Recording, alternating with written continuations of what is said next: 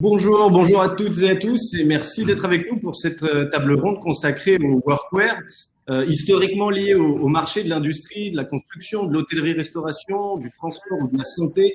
Le vêtement de travail s'est étendu à d'autres secteurs d'activité en répondant à de nouveaux besoins, notamment la défense d'une image de marque, la valorisation du salarié et l'affirmation de son appartenance à une entreprise. En 2018, le marché mondial du vêtement professionnel représentait 7 milliards d'euros. En France, il avoisine les 600 millions d'euros, dont la moitié attribuée aux vêtements de protection individuels. Près de 8 millions de Français portent ainsi des vêtements professionnels, soit un tiers de la population active. Alors, quelles sont les tendances de ce marché à fort potentiel? Comment est-il abordé par les professionnels du textile promotionnel? On en parle avec nos invités. Frédéric Stéphan, animateur du réseau commercial de Caravan Brands, Christophe Lardy, directeur général de New Wave France, qui propose les marques Click, Craft et ProJob, Joël Lobstein, dirigeant de la société de marquage Série Center, et Christian Palombo, dirigeant de l'entreprise Leasy Concept. Merci à tous d'être avec nous. Je voudrais commencer aujourd'hui par vous demander à chacun un petit peu votre définition du workwear, parce que c'est vrai qu'aujourd'hui, les besoins des entreprises sont très larges, entre ce qu'on appelle le corporate wear jusqu'aux équipements de protection individuelle, les EPI. Alors, comment on définit aujourd'hui le workwear? Quels produits peuvent être considérés comme des vêtements de travail? On va peut-être commencer avec Christophe. Christophe qui a en effet longue ancienneté sur le marché du vêtement de travail. Merci Florent, bonjour à tous. Écoute, en définition du vêtement professionnel, enfin du workwear, pardon, je prendrai déjà deux termes français, la tenue de travail et le vêtement professionnel. Ensuite, rapide historique quand même, le vêtement professionnel a toujours existé. Le forgeron avait toujours son tablier, le militaire avait toujours sa cuirasse et le cow-boy avait toujours son jean. Donc du coup, pour ça, on n'a rien inventé. Il s'est vraiment développé lors de la révolution industrielle, l'arrivée des machines-outils qui ont créé des accidents et qui ont créé le vêtement professionnel pour protéger les salariés. C'est intéressant. Alors après, il y a eu beaucoup d'évolutions dans les matières, dans le design, on en parlera plus tard. Et aujourd'hui, les grandes marques, y compris dans le luxe, le reprennent dans leur collection. Comme tu l'as dit, en fait, pour moi, il y a trois véritablement catégories, des sortes de vêtements professionnels. La première, c'est celle qu'on connaît tous, c'est que les revendeurs et les gens qui sont connectés ici, c'est le vêtement d'image. C'est le premier, c'est le corporate, donc c'est notre spécialité à tous depuis longtemps. Le deuxième, c'est le vêtement standard, c'est celui qui ne va pas forcément être brandé, marqué, brodé, sérigraphié. Et le troisième, c'est le pays. Donc, sans rentrer dans la technique, mais il y a trois catégories de pays. Le risque simple, le risque mineur, le risque important et le risque mortel. Voilà. Merci Christophe. Joël, est-ce que vous aussi vous suivez un petit peu à cette définition? Vous qui travaillez dans le marquage de vêtements de travail depuis longtemps aussi, est-ce que vous avez vu une évolution de ce qu'on appelle le workwear, justement du vrai vêtement de travail jusqu'au corporate aujourd'hui qui sert à habiller des équipes dans les bureaux? Oui, absolument, Florent.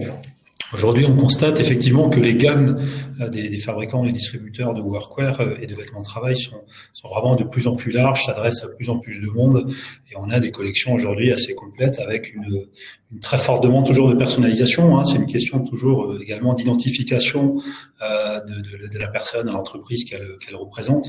Donc, on a effectivement des demandes qui sont de plus en plus soutenues. On est quand même sur un marché qui est qu'on pourrait considérer, malgré la crise sanitaire, quand même un marché en fort développement. Donc on le voit, c'est à peu près, je dirais même, la seule activité aujourd'hui en ce qui me concerne, en tout cas pour la partie marquage, qui tient. Et, contrairement à l'événementiel, effectivement, aux vêtements de sport, effectivement, qui sont des activités qui sont relativement dégradées. Donc, voilà, je trouve que le vêtement de travail aujourd'hui, ou du travail, comme on dit, est aujourd'hui en fort développement, mais grâce surtout à des propositions qui sont de plus en plus, je dirais, fashion. Hein. On va presque vers des produits fashion aujourd'hui, hein, et assez mode. Voilà.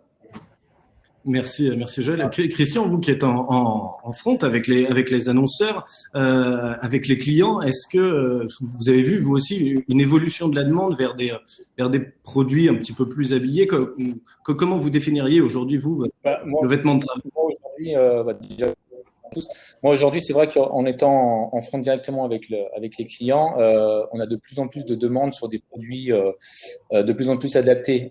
Déjà, par rapport à la mode actuelle, on a demandé des produits qui sont à la fois tendance sur le côté peut-être ajusté d'un pantalon ou d'un t-shirt, avec des matières aussi qui correspondent à la sécurité suivant les secteurs d'activité, tout en ayant en plus des couleurs, on va dire, actuelle.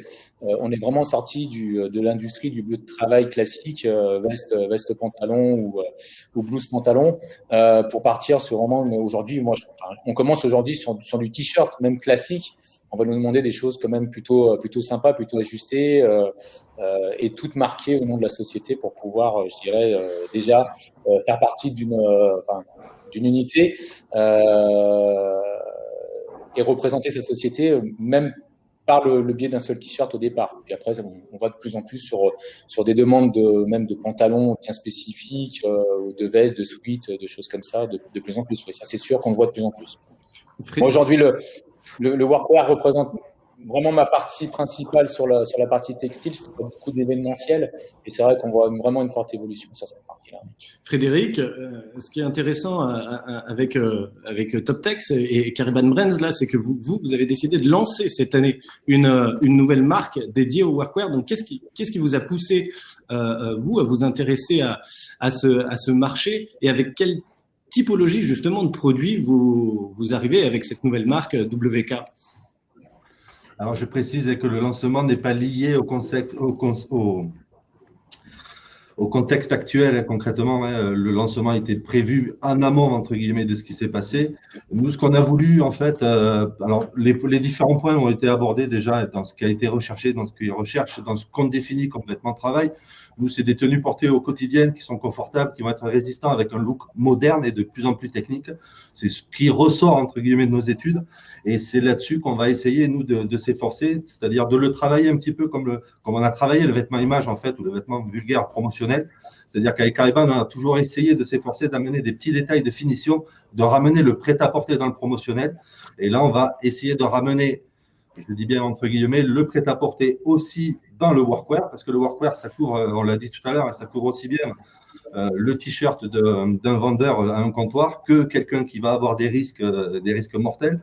Donc, on est vraiment sur une fourchette très, très, très, très large de produits. Et c'est vrai que depuis tout temps, de toute façon, avec le sportswear, on répondait indirectement déjà à ces besoins de workwear. Hein, parce que quand on faisait une dotation pour des porteurs ou des salariés, de pantalons, il fallait souvent le t-shirt ou le polo ou le sweat qui allait avec. Et souvent, dans ces cas-là, c'était pioché dans nos catalogues. Nous, on se devait avec Cariban Brands, qui commence à avoir pas mal de références, de commencer à segmenter nos marques. Et on trouvait judicieux à ce moment-là, en fait, de lancer une marque. Il se trouve que le contexte avec Covid a fait que on a fait un très bon démarrage parce que l'offre était quand même assez restreinte, très courte, mais assez pertinente dans les choix matières et dans le concept de la VA60. Et que ça se lance pour le moment assez bien. Donc, tant mieux, croisons les doigts pour que ça continue. Maintenant, on sent qu'il y a quand même beaucoup plus d'exigences dans le monde du vêtement de travail, sur des démarches éco-responsables, sur des lignes féminines. On sent qu'il y a vraiment beaucoup d'avancées. Alors, ça avance petit à petit, étape par étape. Néanmoins, on s'efforce d'essayer de couvrir, et on va essayer de couvrir pas mal de métiers. Après, le monde du vêtement de travail de l'entreprise, c'est très, très, très, très large. Hein. Ça va des services funéraires à de l'industrie pure et dure. Hein. Donc, il faut qu'on arrive à habiller tout le monde avec des produits cohérents. Et on essaie d'avoir un look. Après, c'est la chance qu'on a aujourd'hui aussi indirectement, même si le mot est un petit peu démodé. L'uniforme revient à la mode. On est enfin fiers de porter les couleurs de son entreprise. Donc ça, c'est plutôt quand même un vecteur qui est quand même plutôt positif. Et ça, c'est quand même vraiment nouveau, quoi. Donc, et en plus de ça, on voit, alors là, j'enlève ma casquette de Cariban, je vais par exemple ma casquette de Toptex. On a des produits proposés par des marques de vêtements de travail, des produits réversibles, où d'un côté, vous avez de la haute visibilité. Et quand vous finissez votre travail, vous le retournez, vous avez de matelassé. Donc, il y a en plus des solutions qui sont prévues pour que justement ce vêtement qui est utilisé la journée puisse être utilisé après en extérieur dans d'autres contextes. Excusez-moi, je prends du temps. Ah non. Tu disais justement, Frédéric, je rebondis que c'était un phénomène un peu nouveau, ce côté aussi s'habiller aux couleurs de son entreprise, être fier de porter les couleurs de son entreprise. C'est vrai qu'on sent que le workwear en 2020 a soutenu l'activité un petit peu du textile. Joël nous en a déjà dit un mot tout à l'heure, dans le contexte qu'on connaît. Est-ce que c'est quelque chose que vous sentez tous dans vos entreprises respectives? Est-ce que pour vous aussi, Christophe, Christian, le workwear a tiré l'activité? Est-ce que c'est conjoncturel, un petit peu lié à la situation actuelle? Ou est-ce que c'est un peu plus structurel? Ça fait plusieurs années, on sent que le workwear est en train de monter en puissance. Comment vous l'analysez, Christophe? C'est une question qui est intéressante parce que il y a deux phénomènes qui sont passés. Je pense qu'il y a déjà une tendance de fond qui était relativement importante dans les entreprises, et Frédéric l'a très bien dit, l'uniforme qui était ringard et qui était refusé par l'intégralité des collaborateurs, en France en tout cas, ce qui était différent dans les pays scandinaves, mais en France, a fait son apparition. Et avec les nouvelles couleurs, les nouvelles coupes, a été accepté et en tout cas a fait aussi des efforts pour se retrouver, entre guillemets, popularisé et se retrouver dans n'importe quel type d'entreprise. La tendance de fond, c'était vraiment cette démocratisation du vêtement professionnel. Ce qui a été intéressant, on peut difficilement dire ça, mais ce qui a été mis en exergue avec la crise de la Covid, il y a eu deux tendances. La première, c'est qu'on a tous entendu les préconisations de lavage à 60 degrés, lavage industriel, pour éliminer de nos vêtements, des vêtements de travail, des vêtements corporate, le virus et pouvoir reporter les produits. Donc déjà, ça a sorti ou ça a déclenché, ça a sorti le vêtement professionnel d'une impasse qui était le prix, comme on peut le connaître dans le vêtement corporate ou promo, pour dire bon, ça remet la qualité au centre des négociations. Et ça, je pense que on est tous d'accord. Cariban, nous, on est vraiment sur ce type de marché-là et ça fait des années qu'on prône le lavage à 60 degrés l'un et l'autre. Souvent, peut-être qu'on était un peu des Gaulois, mais aujourd'hui, en tout cas, ça nous donne, entre guillemets, une certaine légitimité pour dire on sait faire. Ça fait des années qu'on a des collections qui sont là à 60 degrés. C'est pas une découverte chez nous, c'est pas un effet de mode. Et je suis entièrement d'accord avec Frédéric. Et aujourd'hui, c'est au contraire, prenez notre expertise, notre expérience pour pouvoir développer vos collections. Deuxième tendance de fond par rapport à la Covid, c'est ceux qui bossent, on en prend soin. Ça, c'est évident aujourd'hui. La QVT, qualité de vie au travail, les HSE sont aujourd'hui des professionnels qui sont à demeure dans les entreprises. Et donc, le textile, qui est porté pendant toute la durée du travail, forcément, devient un vecteur non seulement de communication, mais de fidélisation, de bien-être au travail. Enfin, juste pour te dire, sur l'année 2020, nous, c'est vrai, le vêtement professionnel nous a bien marché. On a fait plus de 60%, rien caché, sur le développement du vêtement professionnel.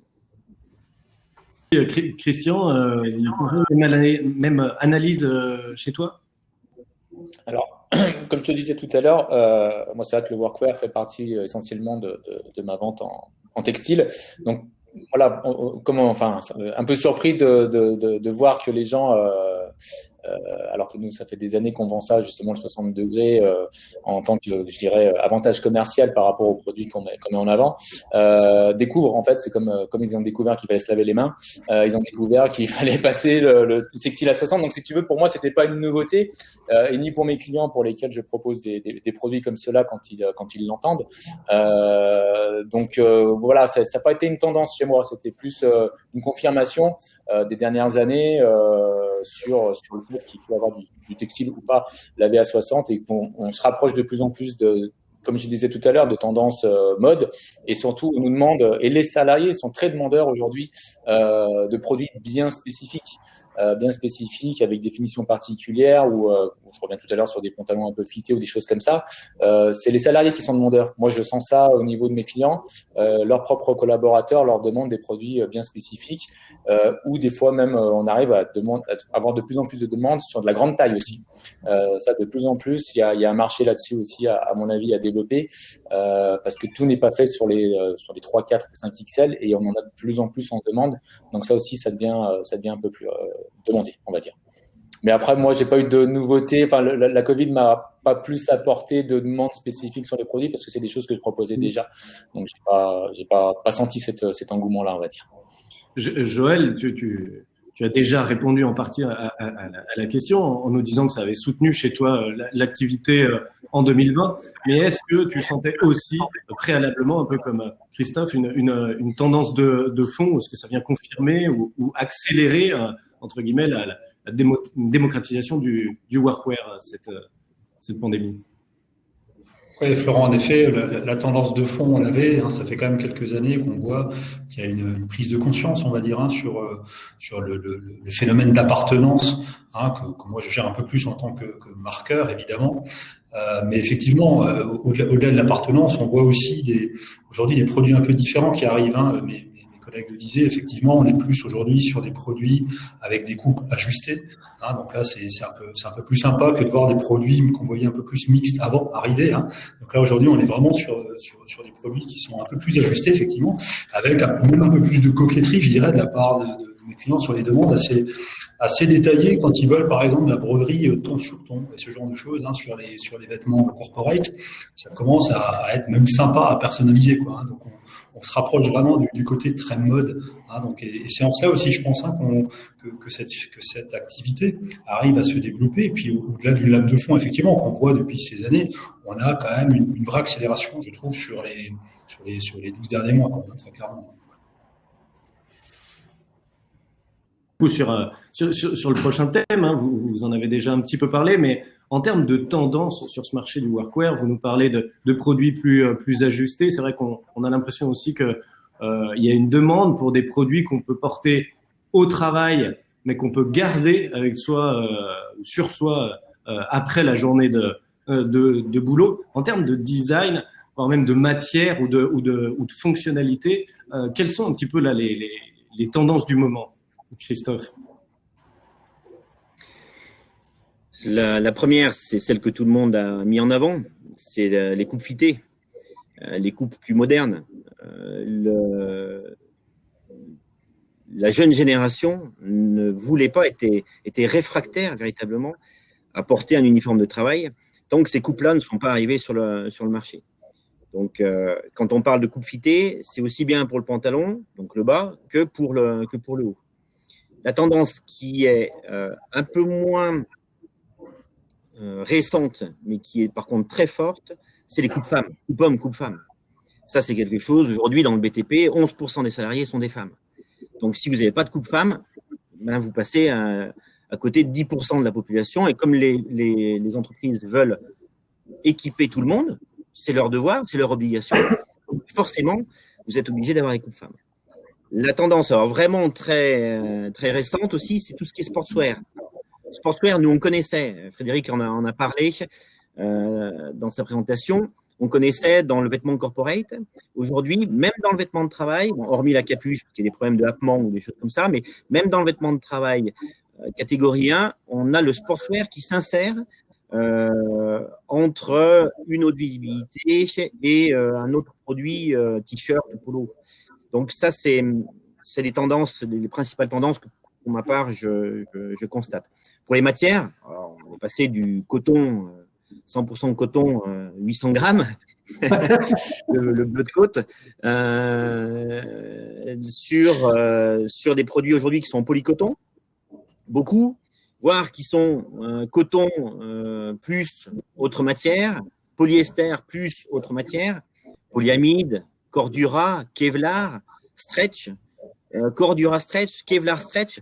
Enfin, tu vois, on peut aller à une déclinaison un peu à l'infini, mais c'est vrai que le vêtement de travail a une fonction, est un outil par lui-même. Pas uniquement par le multipoche, mais véritablement par sa composition également.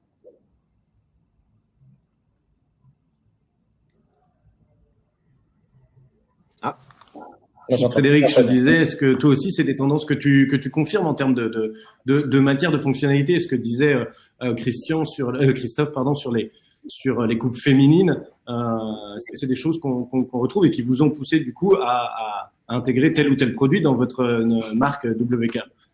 Oui, c'est le pari qu'on a fait concrètement. Aujourd'hui, en plus, nous, on n'était pas dans de l'EPI pur et dur, et on est plus dans du vêtement de travail porté au quotidien.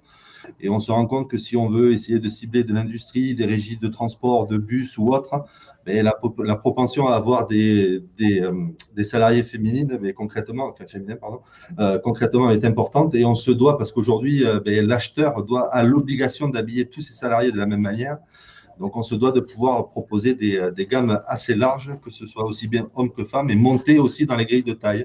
C'est-à-dire qu'on se doit démarrer presque d'un XS et monter jusqu'au 5XL sur l'homme, voire même on a des demandes supérieures. Donc ça, c'est vraiment c'est une demande de fond qui monte crescendo concrètement sur le vêtement féminin. C'est une tendance qu'on a à peu près depuis 4-5 ans, mais qui se confirme d'année en année. Alors, ça, c'est des petites marches par petites marches, mais ça y est, les bascules sont en train d'être faites. Parce qu'il y avait aussi la contrainte, il faut se parler franchement, de aussi l'acheteur qui ne voulait pas s'embêter à acheter un modèle homme, un modèle féminin. Il prenait des tailles L, XL. À l'époque, ça fonctionnait beaucoup comme ça. Il habillait toutes ses équipes comme ça. Donc, vous aviez des nanas qui, malheureusement, avaient des t-shirts manches courtes qui arrivaient jusqu'aux avant-bras. Enfin, voilà, on pouvait se retrouver avec des tenues de vêtements de travail qui étaient assez folkloriques. Ça y est, l'uniforme est en train de changer. Ça, c'est le modèle un peu anglo-saxon. Hein. Ils ont quand même de temps en temps des bonnes choses à aller chercher. Et effectivement, ce côté-là, c'est une bonne chose qui arrive enfin en France. Le point que je rajouterais par rapport un petit peu aux matières tendances, hein, donc ça, Christophe l'a bien dit, donc tout ce qui est matière technique, bien sûr, ça on y va de plus en plus. Des matières avec des ripstops pour amener de la solidité, et ainsi de suite, des tissages. Ce qu'on a de plus en plus, alors après, on est vraiment aussi aux prémices, hein, qui va un petit peu dans tout ce concept dit éco-responsable, RSE ou autre. On a aussi une tendance à aller chercher des produits conçus avec de l'éco-responsabilité. Donc ça, c'est très récent, hein, par contre, hein, c'est beaucoup plus récent que les modèles femmes ou les matières techniques, ou d'amener juste de l'élastane et du lycra, hein, qui était un basique, entre guillemets, mais qui amène un confort. Enfin, il n'y a pas photo. Si vous avez un pantalon en 100% coton ou avec un peu d'élastane, ben, ça va suivre les mouvements du corps au quotidien. Donc, du coup, on peut fitter un petit peu plus et avoir des tenues plus modernes et ainsi de suite et avancer, avoir des démarches quasi prêtes à porter, mais sur des utilisations, je dis bien, quotidiennes. Parce que c'est ça la grosse différence, c'est que quand vous donnez un t-shirt à porter à un salarié, il le porte 5 ou 6 jours sur 7. Hein. Donc la tenue du t-shirt ou autre, il doit tenir dans le temps, doit être stable, couleur, et ainsi de suite, taillant ou autre. Christian, toi aussi, c'est des demandes que tu constates de la part de tes clients pour des produits un petit peu plus techniques, pour des produits éventuellement éco-conçus. Et est-ce que c'est pas compliqué à valoriser ou à proposer aux clients? Moi, pour l'instant, je n'ai pas la demande de produits, on va dire, éco-conçus. On est plus dans encore les dernières évolutions, c'est-à-dire modèle homme, modèle femme, des produits ajustés, tout ça. Pour cette partie-là, non, j'ai pas de demande pour l'instant. J'ai pas de demande, donc on va voir comment ça évolue sur cette partie-là. Bien sûr, ils font quand même attention à ce qu'ils achètent. On te demande les certificats, les choses comme ça, mais pour l'instant, non. Le côté un peu développement durable ou bio qu'on peut apporter sur certains produits, pour l'instant, j'ai pas la demande moi sur la partie bio. En revanche, l'extension de la gamme au niveau des tailles et au niveau des coupes féminines, ça c'est aussi. Ça c'est une vraie tendance parce qu'aujourd'hui, on te demande même avant quoi que ce soit les filles et les garçons sont même des fois plus insistants là-dessus, d'avoir des échantillons commandés au préalable avant de passer une commande complète pour que tout le monde puisse tester la taille. Parce que même des fois sur des pantalons, on te demande d'avoir 2 longueurs de pantalons parce que 2 personnes qui font un 40 par exemple vont pas être de la même taille et il y en a un qui voudra une longueur plus haute ou pas. Donc de plus en plus on nous demande de faire de l'essayage avant de passer une commande, avant de valider.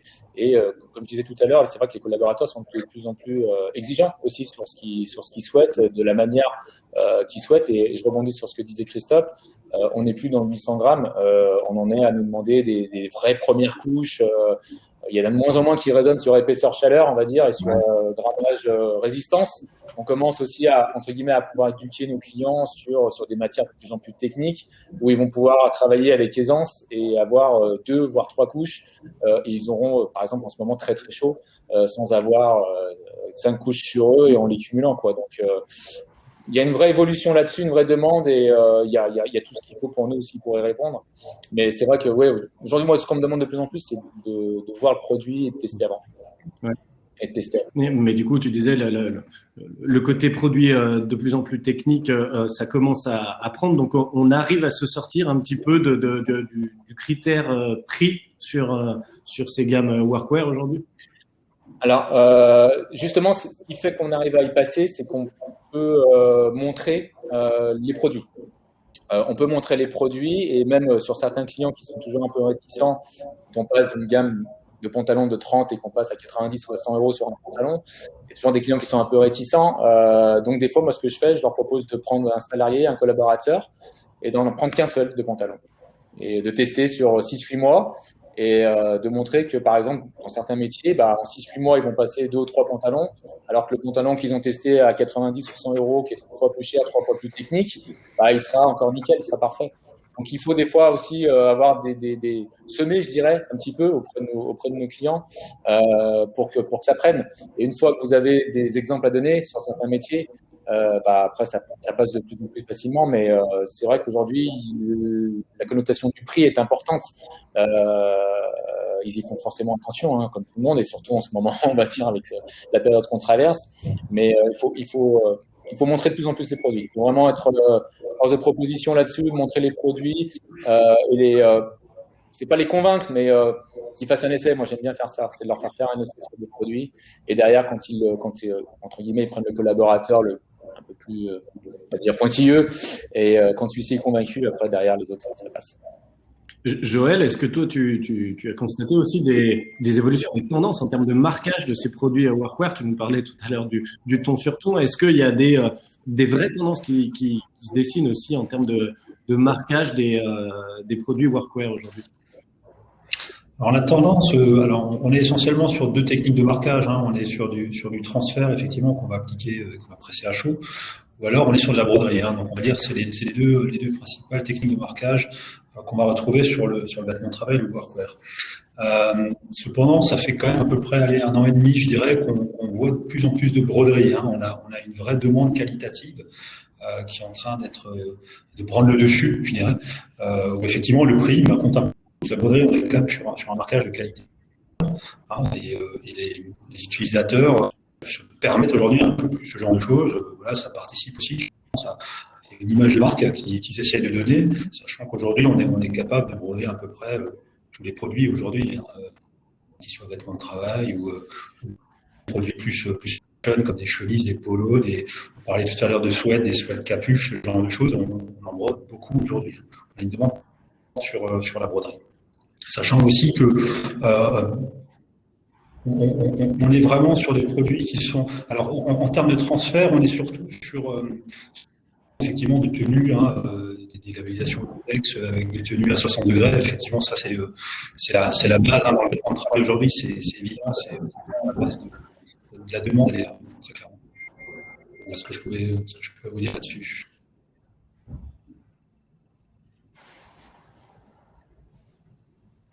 On n'entend plus Florent. Ouais. En termes de clientèle, de secteur, est-ce qu'il y a des secteurs d'activité qui aujourd'hui sont un peu plus clients, friands de workwear? Est-ce que vous avez vu apparaître de nouvelles demandes? Florent, juste avant de parler des clients, si tu me permets, tu m'entends? Oui, bien sûr, oui.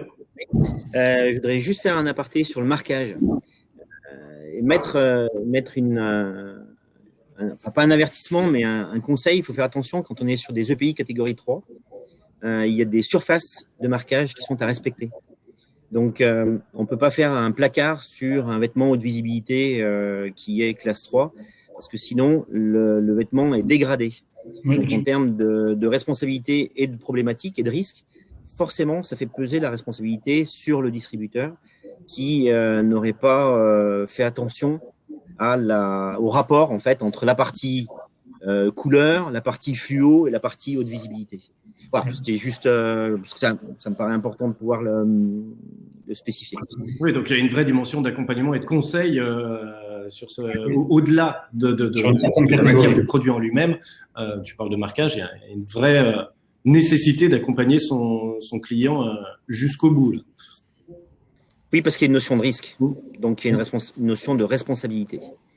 Et dans la chaîne de responsabilité, on s'est vite trouvé après qui a revendu le produit. Donc, normalement, sur les produits audiovisité classe 3, c'est noté. La superficie du marquage est notée. Ce qui fait d'ailleurs, c'est pour ça que peut-être vous avez posé la question de dire, mais tiens, c'est marrant, on ne voit pas forcément bien le nom d'entreprise quand c'est des gens qui travaillent sur le bord de l'autoroute ou autre. Sachez que c'est heureusement, parce que sinon, on verrait un peu moins le bonhomme qui porte le produit. Et Dieu sait qu'il y a suffisamment d'accidents sur les bords de route pour ne pas altérer la visibilité. Voilà. Et donc, pour en revenir d'ailleurs, on pose une question dans le chat, je te la pose en direct, Christophe. Où peut-on trouver des infos sur les tailles de marquage EPI 3 ? Sur les tailles de marquage, alors c'est normé. Je ne sais pas si tu peux me donner je peux pas te dire où exactement on peut le retrouver, mais il y a des sites qui le font. Le site l'AFNOR, ouais, le fait. Ouais, le site de l'AFNOR, on retrouve toutes les caractéristiques en fonction du support et des Joël dimensions. peut peut-être compléter, on a peut-être des infos. Comment on peut se renseigner sur les marquages, sur les produits les équipements de protection individuelle? Oui, je pense qu'effectivement, ce que disaient mes collègues, effectivement, je pense que l'AFNOR est en mesure de le proposer. Alors, généralement, on a aussi certaines marques qui diffusent, qui nous informent sur les fiches techniques des produits. On a quand même très souvent l'information en amont, puisque nous, sur l'étiquette, c'est noté, la surface. Et classe visibilité. Et voilà, sur la norme ISO, en même temps, tu as le détail de la surface de marquage. Dans le détail de la norme ISO. Ok. En termes du coup, pour revenir à la question. De toute façon, juste, excuse-moi Florent, je finis juste, ça me vient en tête. C'est que parfois, en fonction des tailles, entre un XS et un double XL, tu peux avoir une classe différente. Tu peux être en classe 2 sur un XS, parce qu'encore une fois, comme c'est un rapport entre la surface fluo, couleur et haute visibilité et réflective, tu peux être en classe 2 sur un XS et être en classe 3 sur un XL. Donc, il faut prendre aussi en compte la taille sur laquelle on appose le marquage. Promis, j'ai fini. Du coup, je vais donner, pour être sûr, la parole à Christian. En termes de clientèle, justement, c'est vrai qu'on l'a rappelé au tout début, historiquement, on était plutôt sur des métiers techniques. On a vu apparaître des demandes pour du workwear, corporate wear, même dans des secteurs tertiaires ou chez des artisans. Chez toi, la clientèle qui fait appel à ces produits, on retrouve qui? Est-ce qu'il y a des tendances là aussi qui se dégagent de nouveaux types de clients qui te sollicitent sur ces produits?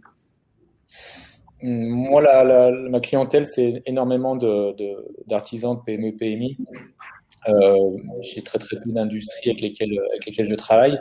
J'ai pas de nouvelles tendances, pas de nouveaux clients. J'ai plus la tendance à ce que les clients commencent à s'équiper correctement. Voilà. Ouais, ils étaient plus dans l'esprit du pantalon classique et du t-shirt classique, mais aujourd'hui, ils passent un cap à mieux s'équiper et à mieux équiper les collaborateurs.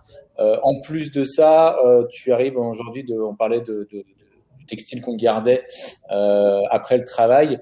De plus en plus de chefs d'entreprise pensent aussi à eux pour l'après. Et ils vont prendre, là, on va retourner sur, on va dire, un peu le sportswear. On va mettre dans les marquages à la fois du vêtement de travail, à la fois du sportswear pour les chefs d'entreprise ou pour quelques collaborateurs, pour qu'il y ait toujours cette image d'unité au niveau de l'entreprise, dans tous les services, on va dire, à la fois les personnes qui sont sur le terrain, mais aussi dans les bureaux ou quand ils sont pas en production, ou même le chef d'entreprise aujourd'hui pense à s'habiller de plus en plus quand il va voir ses collaborateurs sur le terrain ou quand il va en réunion de chantier, des choses comme ça. Donc moi, j'ai pas de nouveaux clients, on va dire, sur des tendances. Ma cible étant essentiellement PME, PMI, artisans. J'ai du tertiaire sur certains corps de métier bien spécifiques, mais j'ai pas de nouvelles tendances au niveau des clients.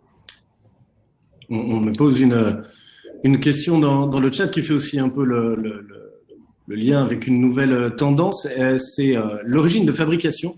Est-ce que sur ce segment du workwear, on voit apparaître de la fabrication Europe ou même de la fabrication française?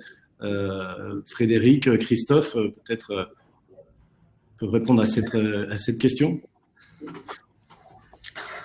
Le problème de fabriquer en France aujourd'hui est assez compliqué concrètement parce qu'on a perdu aujourd'hui la connaissance, donc on n'a pas entre guillemets déjà les couturières, on n'a plus les machines. Donc redémarrer en fait une activité, on est coincé surtout, on l'a vu nous avec des produits plus généralistes, juste un t-shirt, faire un t-shirt origine France, ça s'avère compliqué entre guillemets de pouvoir lever des volumes assez rapidement parce qu'aujourd'hui il n'y a pas la capacité d'embauche, enfin pas d'embauche, de proposition de poste. On propose mais il n'y a personne qui veut venir travailler derrière une machine. Donc c'est assez compliqué. Il y a quelques marques qui sortent leur épingle du jeu. Alors après, est-ce qu'elles produisent tout en France, c'est encore autre chose. Mais il y a quelques marques, enfin entre guillemets, connues dans le vêtement de travail. Je crois qu'il y a Kidure. Enfin il y en a plusieurs qui proposent des produits sourcés en France. Après, fabrication européenne, oui, là, on retrouve beaucoup plus en fabrication européenne. Ça, c'est beaucoup plus diffus dans nos métiers. Et voir limite Maghreb, qui est très implanté dans le vêtement de travail, où déjà toutes les grosses antennes, les grosses majors, entre guillemets, du vêtement de travail fabriquent souvent par là-bas, que ce soit Maroc, Tunisie, ça fonctionne déjà beaucoup. Et ça donne des délais beaucoup plus courts que d'aller faire du sourcing Chine et Bangladesh, en fait. Ils y gagnent surtout en réappro et en délai et en souplesse. Français, je ne sais pas toi si Christophe, tu as à rebondir dessus. Non, rien à ajouter. Tu l'as très bien décrit. France, c'est difficile. Il y a un aspect tarif aussi qui est à prendre en compte. Europe, le sourcing est un peu plus développé. Portugal et certains pays de l'Est aussi. Et après, oui, ça va être le reste. Rest of the world. Oui, mais qui travaille bien. J'ai une question pour Joël. Dans le chat, on me demande quid de la garantie des produits une fois brodés en termes de perméabilité, résistance de la broderie à 60 degrés. Est-ce qu'aujourd'hui, en tant que marqueur, c'est des choses que vous garantissez évidemment, ce que promettent les produits une fois marqués, est-ce qu'on la promesse c'est toujours tenue? Oui, absolument. Quand on parlait, alors pas forcément de broderie, mais quand on parlait, alors les produits brodés, de toute façon, effectivement, ont plutôt une tenue un peu, on va qualifier de supérieure. En ce qui concerne le transfert, on utilise exclusivement des transferts qui sont labellisés Eucotex avec effectivement une demande de garantie de tenue à 60 degrés minimum. Donc, effectivement, qui nous permet que le lavage du vêtement ou le traitement sanitaire du vêtement soit au moins minimum de 60 degrés et que le marquage suive effectivement la tenue du vêtement, quoi. Oui, évidemment. Ouais, attention à la broderie. Un vêtement N343 contre les intempéries, contre la pluie, si on le brode, on perce la membrane, donc il y a plus d'imperméabilité. Donc on dégrade la catégorie du produit. C'est évident. Alors, là, je pense que justement, on pourra confirmer, on a la possibilité, si jamais, de remplacer la viseline via d'autres membranes, parce que quand vous piquez du Gore-Tex, votre parka Gore-Tex va rester entre guillemets imperméable, vous devez garder l'imperméabilité. Donc, il y a quand même des supports intermédiaires qui vont se placer entre la broderie et la matière à piquer, qui vont faire que vous conserverez l'imperméabilité. Après, il faut accepter de payer le surplus de ça. Parce que pareil, ce n'est pas le même prix qu'une broderie classique. Il y a une broderie dite technique qui amène un support complémentaire pour protéger le support. Donc, techniquement, c'est possible. Après, tout le monde ne le propose pas et tout le monde n'accepte pas de payer la différence. Il y a ça aussi, malheureusement. Joël doit bien le savoir, ça. Mais ça coûte bien plus cher, oui, parce qu'il faut racheter une membrane, en fait. Donc, oui, bien sûr. Oui, ça dépend toujours le besoin, effectivement, et les garanties que recherche le client consommateur, quoi, évidemment. Je voudrais peut-être pour un dernier point à aborder avec vous, si on doit faire un peu de de prospective. Je voulais voir avec vous si tout ce qui est textile intelligent et vêtements connectés, c'est quelque chose que vous sentez arriver ou qui pourrait arriver demain sur le marché du travail. On en entend parler, on voit arriver, on voit poindre des solutions. Est-ce qu'on peut envisager demain, je sais pas, un vêtement capable de mesurer la pénibilité au travail avec les données de posture, un textile avec une meilleure visibilité grâce à de la photoluminescence, une tenue antibactérienne ou anti-UV, des tissus auto-réparants ou qui peuvent soigner. Et voilà, si on doit se projeter un petit peu là sur 5-10 années à venir, est-ce qu'il y a des innovations dans le textile intelligent qui vont arriver là dans le workwear? Tout le monde, là, Écoute, oui, c'est vrai que c'est un milieu qui est tellement à la recherche d'innovation que invraisemblablement tout va bouger et tout va changer. Dans les évolutions que tu donnes, il y en a certaines qui existent déjà. L'anti-UV, on le trouve relativement facilement. On trouve aujourd'hui aussi des produits avec des puces RFID, soit pour le traçage, le tracking des vêtements lors de l'entretien, soit pour le contrôle d'accès. Après, je serai un peu plus mesuré sur tout ce qui est contrôle de l'activité du collaborateur. Entre contrôler la pénibilité et contrôler la productivité, parfois la frontière peut être assez fine, vois-tu. Et donc, à ce moment-là, la CNIL, les syndicats, le salarié, tout le monde sera impliqué. Je ne suis pas sûr encore aujourd'hui qu'on soit là-dedans, sachant que, comme je te l'ai dit au départ, on est passé d'un vêtement de protection à un vêtement de confort, de bien-être. Donc aujourd'hui, c'est véritablement la partie qui est mise en avant sur comment je peux faire en sorte que mon collaborateur se sente bien au travail. Ben déjà, avec ce qu'il porte sur lui. Après, le troisième point, et qui justement vient compléter cette remarque-là, c'est justement le textile intelligent. On sait aujourd'hui qu'il peut y avoir des nanocapsules qui peuvent délivrer des substances pour, si jamais tu t'es fait mal à une épaule, ou etc. Est-ce qu'elles sont compatibles avec un lavage industriel? Je ne pense pas. Est-ce qu'elles seront dans un avenir à court terme? Je ne pense pas. À long terme, sûr et certain. Mais je pense que oui, il y a de belles évolutions encore à avoir. On a un beau marché. On va apporter plein de nouveaux produits qui vont être générateurs de valeur ajoutée pour tout le monde. Mais il y a quand même, il faut que le client final et que le porteur soient demandeurs aussi. Christian, c'est quelque chose, ça, le vêtement connecté ou le textile intelligent que tu te vois proposer peut-être dans quelques années? J'espère être encore là pour le proposer. Oui, pourquoi pas. Après, oui. Aujourd'hui, quand tu regardes la partie objet, tu as des mugs connectés où tu vois la quantité d'eau que tu as bu aujourd'hui. Donc, pourquoi pas avoir un textile où tu as, je sais pas, une mesure de la sudation qui va te dire faut aller boire un verre d'eau, ou un textile, comme disait Christophe, pour des blessures, des choses comme ça. Pourquoi pas? Aujourd'hui, tu as des vêtements chauffants avec un système de batterie extérieure, tout ça, etc. Donc, c'est pas interne au textile, mais on trouve des solutions. Donc oui, pourquoi pas. Après, faut voir, et puis il faut voir comment réagissent aussi les clients à ce niveau-là. Hein. Ça, c'est sûr. Joël, c'est toi finalement qui, en tant que marqueur, qui pourrait intégrer demain dans les vêtements peut-être ces nouvelles technologies, une puce RFID. Est-ce qu'on peut imaginer, pourquoi pas, on voit se développer aujourd'hui dans le marché du print, par exemple, l'électronique imprimée. Est-ce que c'est des choses, des sujets, des pistes de réflexion pour un marqueur de vêtements de travail? Alors, je suis pas sûr effectivement que ça partira de la base du marqueur. Hein. Je pense plutôt que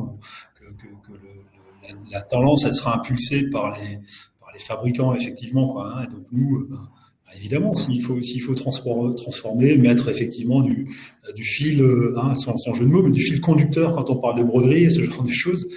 Voilà, s'il faut faire remonter les informations, oui, on participera certainement à cette tendance. Mais là aussi, j'espère être encore en activité le jour où on pourra mettre ça en œuvre, oui, avec plaisir.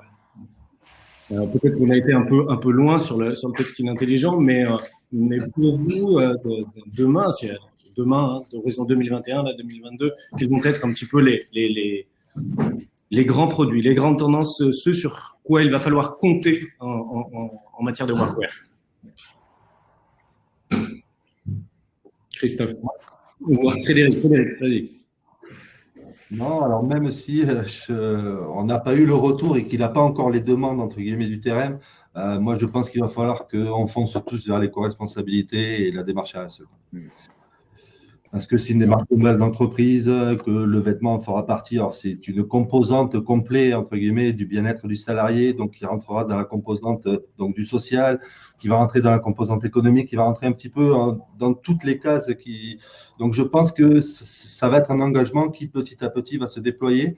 Pas forcément. Alors après, moi, je trouve ça super bien de rapprocher les prods, donc de revenir sur du Made in France, pour une France garantie ou autre, sur de l'Europe. Après, il faut aussi que nous, on explique qu'il faut arrêter le China bashing ou le Bangladesh bashing. Concrètement, ces gens-là, si vous leur donnez le juste prix, ils vous fabriquent le juste produit, quoi. Donc, quand on a sur le marché des produits dits de merde, c'est que peut-être il y a un acheteur qui a donné que 1 euro pour fabriquer une parka, quoi. Et que malheureusement, le fabricant a accepté de fabriquer une parka à 1 euro. Mais c'est parce qu'il n'y avait pas le juste prix au départ, hein. Donc, on était aussi fautif là-dedans, hein. C'est-à-dire qu'on voulait toujours les meilleurs prix, souvent au détriment, il ne faut pas se cacher, de la qualité, et qui a fait que pendant quelques années, s'est développé concrètement une montée en disant ces produits chinois, ces produits du Bangladesh ou autres ou d'autres pays sont de mauvaise qualité. C'est pas vrai. Les meilleures machines, elles sont là-bas. La meilleure expertise, elle est là-bas. Le seul truc, c'est nous, acheteurs, il faut qu'on donne le juste prix à ces pays-là, en fait, hein. Après, le seul bémol avec carbone, avec les transports et ainsi de suite. Mais sinon, globalement, ces pays ne sont pas si néfastes pour, entre guillemets, l'homme comme on peut l'entendre, hein. Des fois, ça devient compliqué quand on annonce. Tout à l'heure, il y a eu un blanc parce qu'on était tous gênés de dire « mince, on fabrique dans ces pays-là ». Mais non, on est fiers de faire travailler aussi ces pays-là. Si on veut travailler avec la bonne usine qui applique les bonnes conditions sociales du pays, voire mieux, dans ce cas-là, le cercle est vertueux, même s'il est loin, hein. Alors après, je préférerais que ce soit fait effectivement en France. Je suis patriote aussi, donc si on pouvait travailler plus localement, ça nous faciliterait beaucoup de choses. Néanmoins, il ne faut pas oublier que ces pays-là nous servent beaucoup et que si on achète au juste prix, on a vraiment le bon produit. N'oubliez pas que les grandes marques dans le monde du prêt-à-porter fabriquent aussi dans ces pays-là et que les produits les plus techniques sortent d'une usine chinoise souvent, quoi. Faut pas se le cacher, quoi. Après, on peut dire c'est les méchants chinois, mais voilà, c'est un peu facile et un peu raccourci comme discours.